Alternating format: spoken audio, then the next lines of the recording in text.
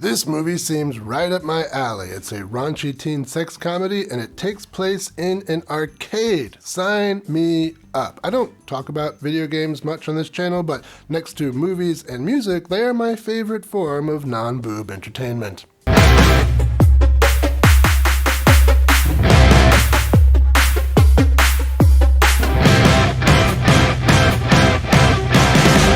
Welcome to Exploitation Reviews, and me, Rob, and today I'm taking a look at Joysticks from 1983. In the 70s and 80s, there were a ton of teen sex comedies. It's a genre which has largely fallen out of fashion, but who knows, maybe it'll come back.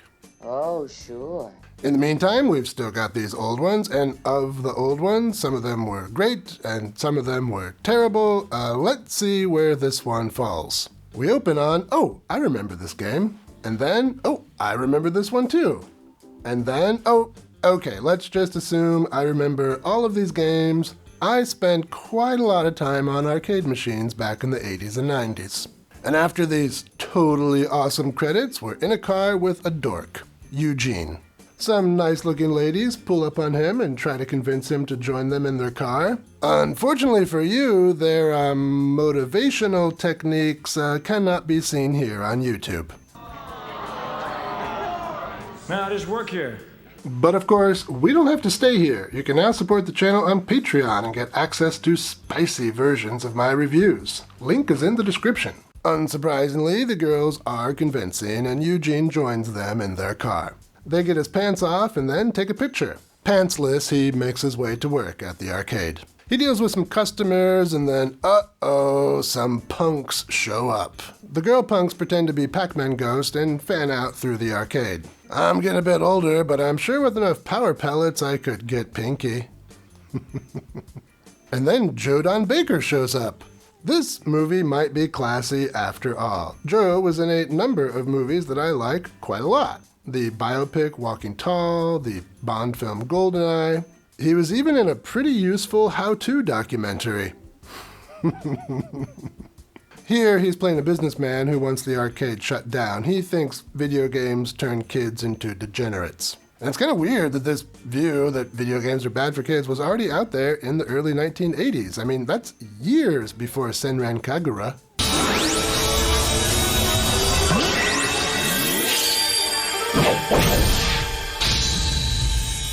Waifu material for degenerates. The businessman's daughter, Patsy, likes to hang out at the arcade. She's actually one of the few funny characters in the movie, maybe even the only funny character in the movie. Like, where are we supposed to go? Sure, there's the Galleria, and there's like going to the movies and everything, or going to 7-Eleven after school for stuff, but like that's totally it. Just Bailey's Video Arcade is the only place to go for good, clean fun. Her accent would have fit perfectly on SNL's The Californians. Why did you come back? I had to see you last time for I disappeared again. Forever. You belong here with me in Southern California. The businessman's nephews take it upon themselves to infiltrate the arcade, and they are not funny. Eugene overhears their plans to steal the video games, and instead of protecting the arcade, Eugene and this slovenly fat man decide to go to that businessman's house to get some dirt on him. The manager stays behind at the arcade and tries to outsmart the nephews, which he does. To celebrate, they have a pajama party at the arcade, and that actually sounds like a lot of fun. The next day, the businessman organizes a protest, but the arcade fans aren't giving up without a fight. They threaten to release a photo they had taken earlier of the businessman with two naked gamers. The beef between the businessman and the arcade kids will continue, eventually leading to a city council meeting that is attended by the mayor. This meeting will decide the fate of the arcade, but that's enough out of me as far as plot goes. Let's talk some highlights. Well, this is a brain-dead boner comedy that nearly completely fails to be funny. So the highlights are going to be hard to come by. I did like Patsy, the Californian, but she was the only character I found to be at all funny or even interesting, aside from the characters who got naked, of course. Those characters are the real highlight of this film. And pretty much the only reason anyone might have to watch this thing. One of the nudie cuties was Kim Malin, who was a Playboy Playmate the year before this movie came out. She is stunning. Here, she teases Eugene, tries to seduce the arcade manager, and plays video games topless. All great things, all things you can't see here. No fair. Beyond her scene, there are also some other random bits of, bits. And I'm not talking about video game memory. These include a nude mud wrestling scene. Why?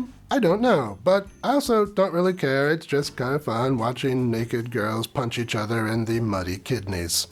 Muddy kidneys. That sounds like an Appalachian delicacy. Anyway, beyond Patsy being kind of mildly entertaining and the jiggly bits being more than kind of mildly entertaining, I also like the theme song of this movie. Please let me have a corner! Joysticks! I got to have a corner! Totally awesome video game! Awesome. And I also like these Pac-Man transitions. But why just Pac-Man? Why not Space Invaders, or Frogger, or Custer's Revenge?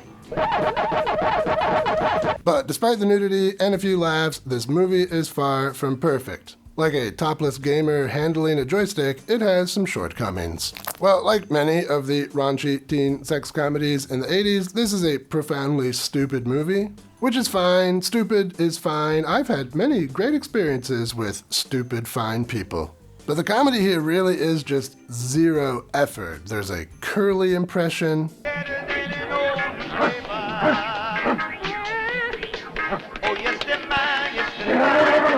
a slovenly fat man who farts a lot. Come on, if you're gonna make a stupid movie, you should try a little bit harder to be funny. Like an aging Pac-Man without a power pellet, it's not that hard.